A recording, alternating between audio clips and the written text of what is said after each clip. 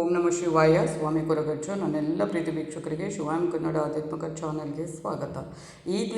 ಈ ದಿನ ದೇವರ ಕೋಣೆಯನ್ನು ಸ್ವಚ್ಛ ಮಾಡಬಾರ್ದು. ಯಾವ ಸಮಯದಲ್ಲಿ ದೇವರ ಕೋಣೆಯನ್ನು ಸ್ವಚ್ಛ ಮಾಡಬೇಕು ಮತ್ತು ಯಾವ ದಿನದಂದು ಸ್ವಚ್ಛ ಮಾಡಬಾರ್ದು, ಯಾವ ಒಂದು ಸಮಯದಲ್ಲಿ ಸ್ವಚ್ಛ ಮಾಡಬಾರ್ದು, ಇದೆಲ್ಲ ಇರುತ್ತೆ ಹಿಂದೂ ಧರ್ಮದ ಪ್ರಕಾರ. ಇದು ಧಾರ್ಮಿಕ ಗ್ರಂಥಗಳಲ್ಲೇ ಇದರ ಬಗ್ಗೆ ಉಲ್ಲೇಖ ಇರುವಂಥದ್ದು. ಅದ್ರ ಬಗ್ಗೆ ಸ್ವಲ್ಪ ಮಾಹಿತಿ ಕೊಡ್ತೇನೆ ಇವತ್ತಿನ ಒಂದು ವಿಡಿಯೋದಲ್ಲಿ. ಹಾಗೆಯೇ ಕೆಲವರಿಗೆ ಗೊತ್ತಿರ್ಬೋದು, ಕೆಲವರಿಗೆ ಗೊತ್ತಿಲ್ಲದೇ ಇರಬಹುದು. ಅದರ ಬಗ್ಗೆ ಸ್ವಲ್ಪ ಮಾಹಿತಿ ಕೊಡೋಣ ಅಂತ ಈ ವಿಡಿಯೋನ ಮಾಡಿದ್ದೇನೆ. ಅದಕ್ಕಿಂತ ಮುಂಚೆ ಚಾನಲನ್ನು ನೋಡ್ತಾ ಇದ್ದರೆ ಸಬ್ಸ್ಕ್ರೈಬ್ ಮಾಡೋದನ್ನು ಮರೆತಿದ್ದರೆ ದಯವಿಟ್ಟು ಸಬ್ಸ್ಕ್ರೈಬ್ ಮಾಡಿ. ಸಬ್ಸ್ಕ್ರಿಪ್ಷನ್ಸ್ ಫ್ರೀ ಆಗಿದೆ, ಯಾಕೆಂದರೆ ಇಂತಹ ಮಾಹಿತಿಗಳನ್ನು ಒಳ್ಳೊಳ್ಳೆ ಮಾಹಿತಿಗಳನ್ನು ಕೊಡ್ತಾ ಇರ್ತೇನೆ. ಆಧ್ಯಾತ್ಮಿಕಕ್ಕೆ ಜ್ಯೋತಿಷಕ್ಕೆ ಸಂಬಂಧಪಟ್ಟ ನಿಮಗೆ ಉಪಯುಕ್ತ ಆಗುತ್ತೆ. ಹಾಗೆಯೇ ಸಬ್ಸ್ಕ್ರೈಬ್ ಅಂತ ಒತ್ತುವಾಗ ಸೈಡಲ್ಲಿ ಬೆಲ್ ಐಕಾನ್ ಇದನ್ನು ಕ್ಲಿಕ್ ಮಾಡೋದು ಆಲ್ ಅಂತ ಬರುತ್ತೆ, ಕ್ಲಿಕ್ ಮಾಡೋದನ್ನು ಮಾಡಬೇಡಿ. ಅದೆಲ್ಲ ನನ್ನ ನೋಟಿಫಿಕೇಷನ್ ಬೇಗ ಸಿಗುತ್ತೆ. ಹಾಗೆಯೇ ಇನ್ನೊಂದು ಏನು ಅಂದರೆ ವಿಡಿಯೋನ ಆದಷ್ಟು ಶೇರ್ ಮಾಡಿ, ಲೈಕ್ ಮಾಡೋದನ್ನು ಮರಿಬೇಡಿ. ನಿಮ್ಮ ಏನೋ ವೈಯಕ್ತಿಕ ಸಮಸ್ಯೆ ಇದ್ದರೂ ಮುಖ್ಯವಾಗಿ ನನ್ನ ಜೊತೆ ಹಂಚ್ಕೋಬೋದು, ಉತ್ತರ ಕೊಡ್ತೇನೆ.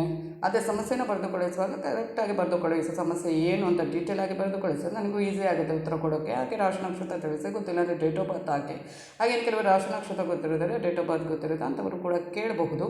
ಉತ್ತರ ಕೊಡುವಾಗ ಸ್ವಲ್ಪ ಲೇಟ್ ಆಗ್ಬೋದು, ಸಮಯದ ಅಭಾವ ಇರೋದ್ರಿಂದ ನನಗೆ. ಆದರೂ ಪ್ರತಿಯೊಬ್ಬರಿಗೂ ಉತ್ತರ ಕೊಟ್ಟೇ ಕೊಡ್ತೇನೆ, ಆದರೆ ಸರಿಯಾಗಿ ಸಮಸ್ಯೆಯನ್ನು ಬರೆದು ಕಳುಹಿಸಿದರೆ ಮಾತ್ರ. ಹಾಗೆಯೇ ನಾನೇ ಮುಂಚಿತ ಯಾವತ್ತಿರ್ತೇನೆ, ನಾನು ನಂಬಿರುವ ಶಿವದೇವರ ಕುರುಗಜ್ಜ ದೇವದ ಆಶೀರ್ವಾದ ನನ್ನೆಲ್ಲ ಪ್ರೀತಿ ವೀಕ್ಷಕರ ಮೇಲೆ ಸದಾ ಇರುತ್ತೆ. ಇವತ್ತು ನಾನು ದೇವರ ಕೋಣೆ ಬಗ್ಗೆ ಮಾತಾಡ್ತಾ ಇದ್ದೇನೆ, ಮತ್ತು ಸ್ವಚ್ಛಗೊಳಿಸುವ ಬಗ್ಗೆ.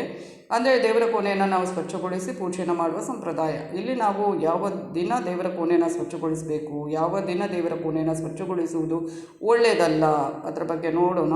ಹಿಂದೂ ಧರ್ಮದ ಪ್ರತಿಯೊಂದು ಮನೆಯಲ್ಲೂ ದೇವರ ವಾಸಸ್ಥಾನವಾಗಿ ದೇವರ ಕೋಣೆಯನ್ನು ಇಟ್ಟುಕೊಂಡಿರ್ತಾರೆ. ಸ್ಥಳದಲ್ಲಿ ದೇವರು ದೇವತೆಗಳನ್ನು ಪ್ರತಿಷ್ಠಾಪಿಸಿ ಪ್ರತಿನಿತ್ಯ ಪೂಜೆ ಮಾಡುವಂಥದ್ದು. ಪೂಜೆ ಮಾಡೋದಕ್ಕಿಂತ ಮುಂಚೆ ಅದನ್ನು ಕರೆಕ್ಟಾಗಿ ಕ್ಲೀನ್ ಮಾಡುವಂಥದ್ದು. ಆದರೆ ದೇವರ ಕೋಣೆಯನ್ನು ಒಂದು ಸ್ವಚ್ಛಗೊಳಿಸುವಾಗ ಕೆಲವೊಂದು ನಿಯಮಗಳನ್ನು ಕಡ್ಡಾಯವಾಗಿ ಪಾಲಿಸಬೇಕಾಗುತ್ತೆ. ಇಲ್ಲಾಂದರೆ ಸ್ವಲ್ಪ ದೇವರಿಗೆ ಕೋಪ ಭರಿಸಿದಾಗೆ ಆಗುತ್ತೆ ಅಲ್ವಾ. ಒಟ್ಟಾರೆ ಇಟ್ಕೊಂಡು ನಾವು ಪೂಜೆ ಮಾಡಿದರೆ ಏನು ಪ್ರಯೋಜನ ಇರೋದಿಲ್ಲ. ಹಾಗೆಯೇ ಮನೆಯಲ್ಲಿ ಏನಾದರೂ ಒಟ್ಟಾರೆಯಾಗಿ ನಾವು ಪೂಜೆ ಮಾಡಿದರೆ ಏನಾಗುತ್ತೆ, ಸಂತೋಷ ಸಮೃದ್ಧಿಯ ಕೊರತೆಯನ್ನು ಎದುರಿಸ್ಬೋದು, ಅಥವಾ ಇನ್ನೇನೋ ಸಮಸ್ಯೆಗಳು ಬರುವಂಥದ್ದು. ಅದಕ್ಕೆ ನೋಡೋಣ ಏನು ಅಂತ. ಈ ದಿನದಂದು ದೇವರ ಕೋಣೆ ಸ್ವಚ್ಛ ಮಾಡಬಾರ್ದು. ಯಾವ ದಿನ?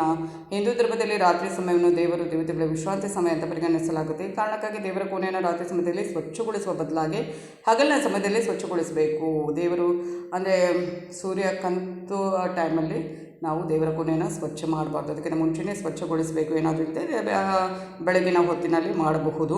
ಹಾಗೆ ಈ ಥರ ಒಂದು ದೇವರ ಕೋಣೆಯಲ್ಲಿ ರಾತ್ರಿ ಸಮಯದಲ್ಲಿ ಸ್ವಚ್ಛಗೊಳಿಸುವುದರಿಂದ ಲಕ್ಷ್ಮೀ ದೇವಿಯ ಕೋಪಕ್ಕೆ ಗುರಿ ಆಗ್ಬೋದು. ದೇವರು ನಮಗೆ ಏನಾದರೂ ಒಂದು ಸಮಸ್ಯೆಯನ್ನು ಅದರಿಂದ ನಾವು ಎದುರಿಸಬೇಕಾಗಬಹುದು. ಹಾಗೆಯೇ ದೇವರ ಪೂಜೆ ಮಾಡಿದ ತಕ್ಷಣ ದೇವಸ್ಥಾನ ಅಂದರೆ ದೇವರ ಕೋಣೆ ಏನಿರುತ್ತೆ ಅದನ್ನು ಸ್ವಚ್ಛಗೊಳಿಸುವುದನ್ನು ನಿಷೇಧಿಸಲಾಗಿದೆ. ವಾಸ್ತವವಾಗಿ ಹೀಗೆ ಮಾಡೋದರಿಂದ ಧನಾತ್ಮಕ ಶಕ್ತಿ ಮನೆಯಿಂದ ಹೊರ ಹೋಗುತ್ತೆ. ಹಾಗೆಯೇ ಇನ್ನೊಂದು ಏನು ಅಂದರೆ ದೇವರ ಕೋಣೆಯನ್ನು ಸ್ವಚ್ಛಗೊಳಿಸ್ಬೋದು. ಯಾವ ದಿನ ಅಂದರೆ ಶನಿವಾರದ ದಿನವನ್ನು ದೇವರ ಕೋಣೆಯನ್ನು ಸ್ವಚ್ಛಗೊಳಿಸಲು ಅತ್ಯುತ್ತಮ ದಿನ ಅಂತ ಪರಿಗಣಿಸಲಾಗುತ್ತೆ. ಇದರ ಹೊರತಾಗಿ ಗುರುವಾರ ದಿನದಂದು ನೀವು ತಪ್ಪಿಯೂ ದೇವರ ಕೋಣೆಯನ್ನು ಸ್ವಚ್ಛಗೊಳಿಸಬಾರ್ದು. ಏನಾದರೂ ದೇವರ ಕೋಣೆಯನ್ನು ಸ್ವಚ್ಛಗೊಳಿಸೋದಾದರೆ ಒಂದು ಬುಧವಾರ ಸಂಜೆ ಅಥವಾ ಬುಧವಾರ ಬೆಳಿಗ್ಗೆ ಅಥವಾ ಶನಿವಾರ ದಿನ, ಗುರುವಾರ ಯಾವತ್ತೂ ಮಾಡಬೇಡಿ ತಪ್ಪನ್ನು. ಹಾಗೆಯೇ ಗುರುವಾರ ದಿನದಿಂದ ದೇವರ ಕೋಣೆಯನ್ನು ಸ್ವಚ್ಛಗೊಳಿಸೋದು ಅಶುಭ. ಹಾಗೆಯೇ ಇನ್ನೊಂದು ಏನಂದರೆ ಗುರುವಾರದ ದಿನ ಹೊರತುಪಡಿಸಿ ವಾರದ ಯಾವುದೇ ದಿನದಂದು ನಿಮ್ಮ ಮನೆಯ ದೇವರ ಕೋಣೆಯನ್ನು ಸ್ವಚ್ಛಗೊಳಿಸಬಹುದು. ಅದರಲ್ಲಿ ಬುಧವಾರ ಶನಿವಾರ ತುಂಬಾ ಒಳ್ಳೆಯದು. ದೇವರ ಕೋಣೆಯನ್ನು ಸ್ವಚ್ಛಗೊಳಿಸುವ ನಿಯಮಗಳು. ಹಿಂದೂ ಧರ್ಮೀಯರ ಮನೆಯಲ್ಲಿರುವ ದೇವರ ಕೋಣೆಯನ್ನು ಪ್ರತಿನಿತ್ಯ ಸ್ವಚ್ಛಗೊಳಿಸುವುದು ತುಂಬಾ ಕಷ್ಟಕರ ಕೆಲಸವಾಗಿರುತ್ತೆ. ಈ ಒಂದು ನಾನು ಹೇಳಿದ ದಿನದಿಂದ ಸ್ವಚ್ಛಗೊಳಿಸಬಹುದು. ಹಾಗೆಯೇ ದೇವರ ಕೋಣೆಯನ್ನು ಸ್ವಚ್ಛಗೊಳಿಸುವ ನಿಯಮಗಳು ಇರುವಂಥದ್ದು. ಇನ್ನೊಂದು ಏನು ಅಂದರೆ